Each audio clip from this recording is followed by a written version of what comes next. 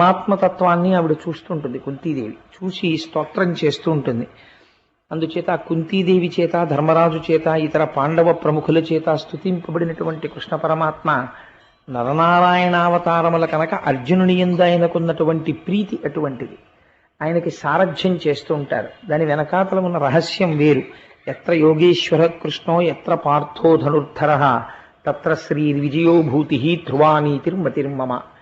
ఎక్కడైతే మన జీవన రథాన్ని నడపడానికి చోదకుడిగా, సారథిగా శ్రీకృష్ణ పరమాత్మ కూర్చుని ఉంటారో అక్కడ మనం వెనకాతల కూర్చుని మన రథాన్ని ఆయన నడిపిస్తున్నారు అని మనం నమ్మి ఆయనకి పగ్గాలు అప్పజెప్తే అటువంటి వాడికి జీవితంలో విజయం తప్ప అపజయము ఉండదు.